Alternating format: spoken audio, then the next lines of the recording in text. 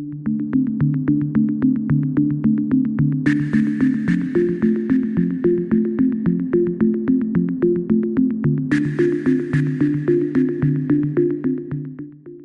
to Biztech's CEO Conversation Show. AVEVA is a global leader in engineering and industrial software, driving digital transformation and sustainability. Now, our guest today is Peter Herweck. He's the CEO of AVEVA, and he's going to tell us more about the company. Peter, welcome to the show. Thanks very much, Brian. Very happy to be with you. Now, thanks, Peter. Now, for a start, give us an overview of the company and its history. So we're a software company, 50 years, 55 years of age. We've grown organically and through acquisition. We're, split out of Cambridge University in the UK, and meanwhile a global company listed in the FTSE 100, a 10 billion market cap, and 6,500 software engineers. We operate in 100 countries. More than 20,000 customers and installations in more than 55,000 plants around the globe in the industrial environment. We're really industrial people and tech people. Now, tell us about your footprint in the Asia Pacific region and which are your key markets? So in Asia Pacific, we have probably more than 3,000 people. Half the company sits in Asia Pacific, with a large footprint, of course, in India, where we have an R&D center, a service center, and then basically in all the large countries, from all the way from Japan to China, Korea, of course, Australia. Now I'm in Malaysia today, Singapore. We're basically all over the place where people manufacture and produce stuff. Now, you're a global leader in engineering and industrial software. You have also a cloud platform and a lot of different applications that basically help businesses either improve their collaboration or information flow with their customers, suppliers, and partners. Kind of take us through your extensive portfolio and tell us actually what you really do for your customers. Yeah, so I want to start off very simple. We're an industrial software company, so we talk to industrial clients that produce stuff. And when you produce stuff, first of all, there is a lot of data involved, engineering data and operational data. So we build a data platform. As a matter of fact, we're the largest data platform supplier in the industrial world. Then think about that as one brick. And when you have data, then of course you gain insight. Insight is gained with applications, because every market is different, whether you have a chemical plant where you worry about temperatures, pressures, and stuff like that, or safety, or you have a complete value chain from a raw material to finished goods. So we're optimizing value chains. Those are applications. Today people say with applications you build a digital twin. So that's the second offering. And then third is we try to give our clients an immersive experience, because the field service engineer needs to have all this data, and he needs to have all that information on a simple handheld, or he needs to have it with AR or VR glasses, or he needs to have a big control room. As a CEO, I'd like to have a big control room, as you see in my background, because you want to be in control, right? It's an immersive experience.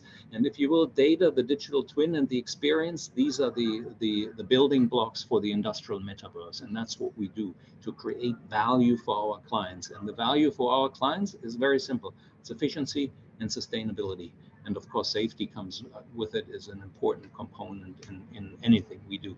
Now, I'm going to drill down a little bit just after this, but first I've got to ask you about the industrial metaverse, because there's a lot of talk about the consumer metaverse, but the reality is the industrial metaverse is not only real, it's thriving and growing rapidly, and has been for the last couple of years.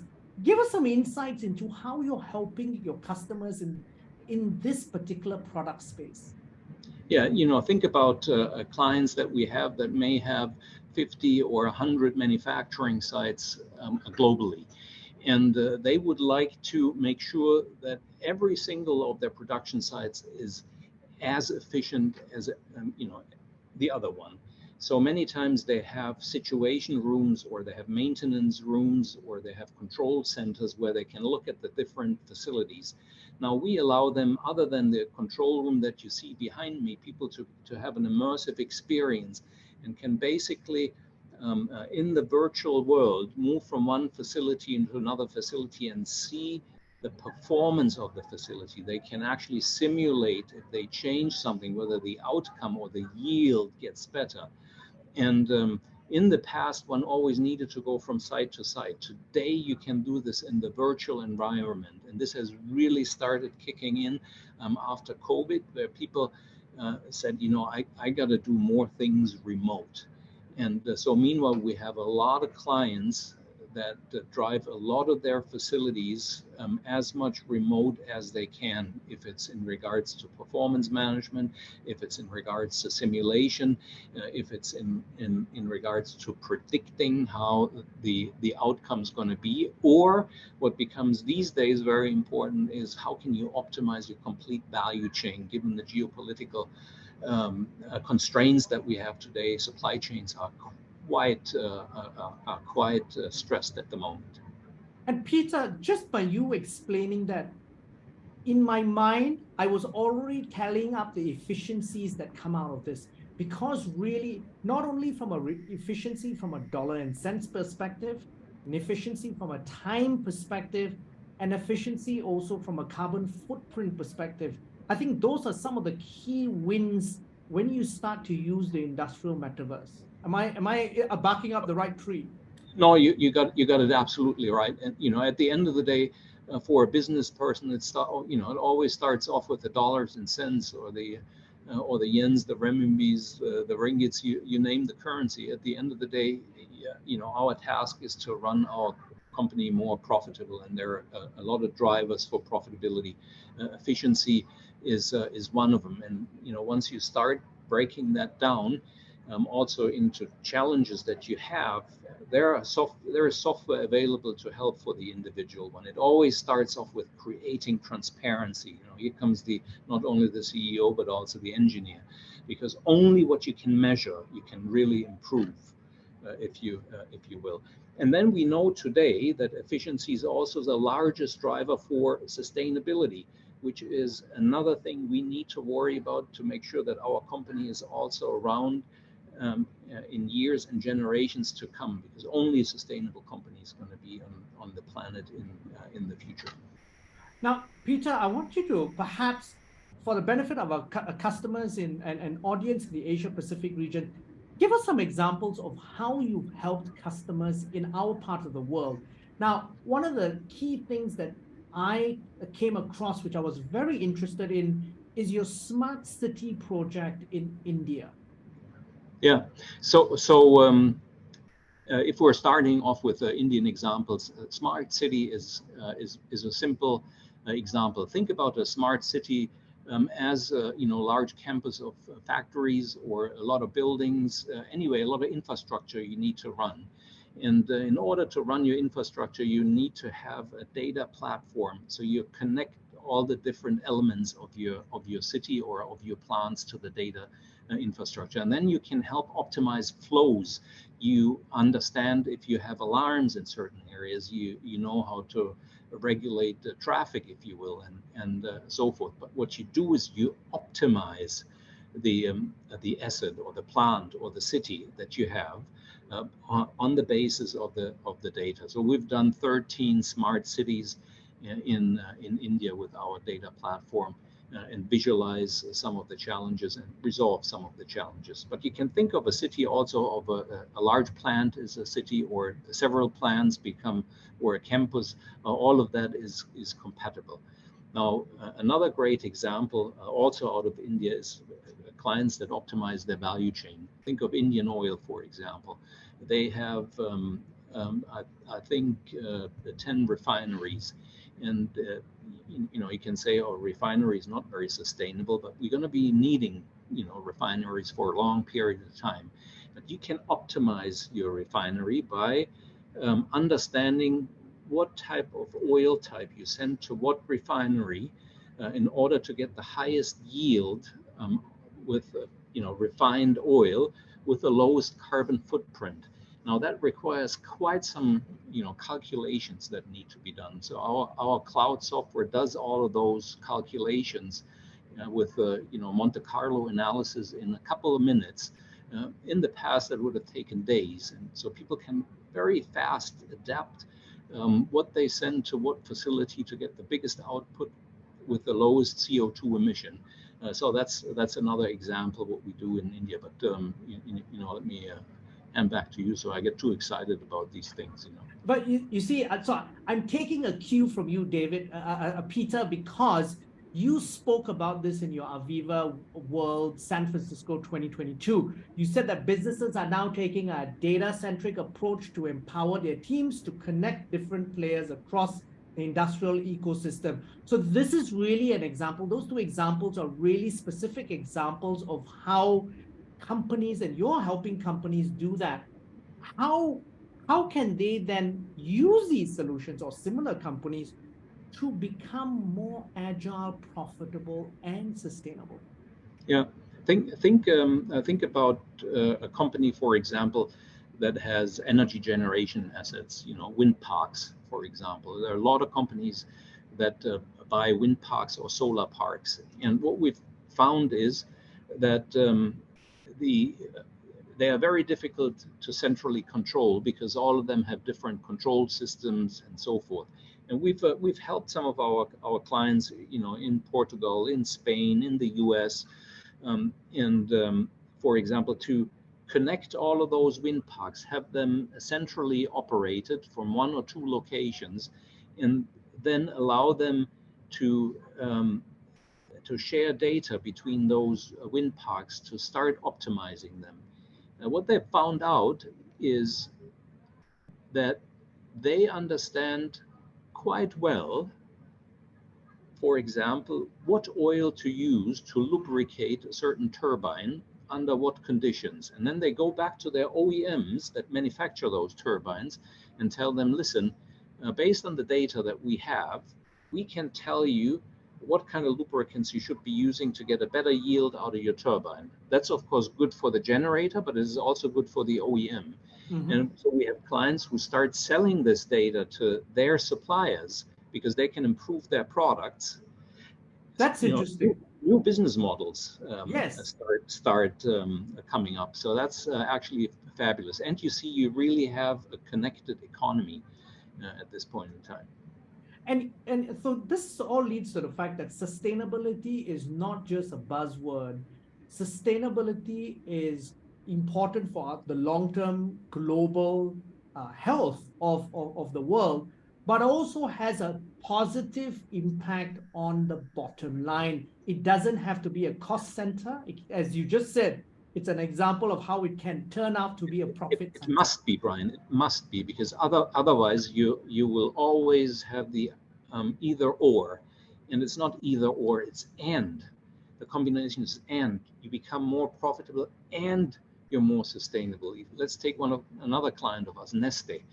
They're the largest producer of sustainable aviation fuels in the world, so and other energy forms. And so no one would know that. Not very famous, the company, at least for normal business people. Yes. So what they have done is also they're able to sell to their clients not only the energy, but what they're also selling to them is the certificate, if you will. How is that energy generated and what's the footprint of it? Now, earlier this week, I was in Japan and I visited one of the clients in the chemical industry, and they said to me, listen, our clients are asking us to give us the CO2 footprint of a certain product that they're buying from us. Why is that? Because the client buys a product from somebody and they want to know the CO2 footprint in order that they can reduce their scope 2. Now, for the producer, they're in our scope 3. So we try to help them to put a CO2 value to, let's say, a ton of chemical to it. And you see that this becomes an economy where people say, I want to reduce my scope 2. So I go to my suppliers and ask them, please tell me what's the CO2 footprint of the product that I'm buying from you. And it becomes very important, because if you're not able to furnish that data, you may be out as a supplier. Or again, it's a competitive advantage. The lower your CO2 becomes, the more competitive you are in the marketplace, the more you could potentially even charge your customers, because they're willing to pay because they have targets to hit. That's it. That, I like your more positive view to it. I said, you may be outpriced. No, you see the other way around.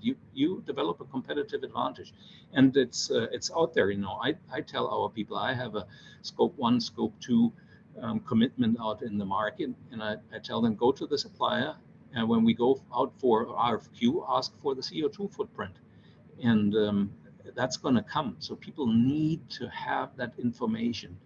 And going back to the technology, since we're talking BizTech, you need to have that data platform there. The data platform allows you to have transparency. Only if you have the transparency on, for example, CO2 footprint per ton of product that you're producing, you can start working on it and improving it. If you don't know, what can you tell your client? Now, Peter, I want to ask you this. I'm a legacy business out of Indonesia. I'm the CEO. I have a legacy business. I now see that if I need to supply outside of Indonesia, my clients outside are demanding more and more data about my emissions, my footprint, because of the ESG movement, even in ASEAN, is accelerating. What are some of the key things I need to do in order to get my business in shape and more sustainably focused from not only from an internal perspective, but from a reporting standpoint? Yeah. So, first thing I would do if I'm the CEO of the company, I would, depending on, I would call some of my management team, either the people who run the operations, or if I have a chief digital officer, or the CIO, or all of them, I would call them in the room and ask them, what is our data infrastructure strategy? And if there is one, please present it to me so I understand what kind of data transparency we have out of our operations, not on the commercial side. Many people have ERPs and so forth, but think about 30 years ago when we didn't have, or 40 years ago when we didn't have ERPs. We would start having the CIO come up with a strategy and say, how do we implement an ERP system globally? And today we have many companies that say, I need a chief digital officer.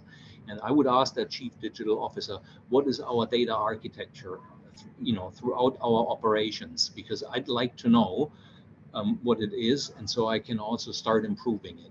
And the data architecture to the chart that is behind me is very simple. That's something that we built. A world-renowned PI system is the golden standard in the industrial market. And these kind of things people need to answer. And once you start sharing with clients, above and beyond, or we say outside the fence, or, cross borders, of course, the cloud helps. So one also needs a cloud strategy. That's where usually the CIO comes in. If you combine those two, you have a very solid data architecture, which I think is step number one that people should be worrying about. Now, Peter, looking ahead now, what are some key trends in digital transformation and sustainability that you're seeing perhaps in the next 12 to 24 months? So, one of the key things that many of our clients ask us is, how can we combine the OT and the IT world in bringing some of the connected factory, if you will, that may already be there, to a connected enterprise, and move that to on a cloud platform. That's what we're working on with many clients. Secondly, people who have that already, they are very much interested in building the digital twin. That may be a little bit of a buzzword, but if you go to your as CEO, you bring in your folks that run the operations or run engineering, they will be able to tell you what's out there. And if not, can always call me. Now, looking ahead to 2023, You're just a year and a half into your stint at AVEVA as CEO. What is your business outlook for 2023, and what specifically are you looking to do in Asia, particularly with all the clouds that are surrounding the global economy? So, by the way, I'm with AVEVA more than 4 years, because I was the vice chairman before, and sometimes it happens that the vice chairman or the chairman also becomes CEO. That happened to me. Looking into the future, many people talk a little bit about a more difficult 23 in front of us. I'm actually quite positive. I'm positive for Asia Pacific anyway, because it is a market where we have a growing population, where we have hunger for energy, where we have hunger for consumption, we have hunger for more healthcare, and all of those are drivers for the economy. So I'm positive about that one. Secondly, the geopolitical situation that we have has shown people that they need to worry about resilience of their supply chain, resilience in regards to energy, and those are markets where we're active as well. So I'm pretty positive here as well. Are people maybe worrying about cash flow next year? Potentially, yes, but that again, we've worked with clients that use our asset performance management suite of products, and we've won their cash flow prize internally because we've helped them save cash. And anyway, the biggest underlying trend that we have is digitization, because it helps for efficiency and helps for sustainability. So I'm looking positively into 2023 in Asia Pacific. I'm looking even more positive into the market. Peter, it's been a fascinating conversation. I've really learned a lot. But before we leave, any final thoughts or key takeaways you want to leave the audience with? Yeah, I think the key today to achieve efficiency and sustainability is a solid industrial data infrastructure that people should build in or ask for. Secondly, once you have a solid data infrastructure, let's worry about how we create efficiency and sustainability in the pockets of area of attention that you have. And third thing is very simple. If you don't know how, feel free to call me. Right, we'll keep that in mind, Peter. Call you or call your folks at AVEVA. Thank you very much for taking your time to be on the show. Thanks very much, Brian. It was a pleasure talking to you, and good luck. Thank you. We've been speaking to Peter Herweck. He's the CEO of AVEVA. I'm Brian Fernandez, and you've been watching and listening to Biztech's CEO Conversation Show. This interview will be on our website, www.biztech.asia, as well as our social media platforms. It'll also be on our syndication partners' TV stations, radio stations, and websites. Thanks a lot for tuning in.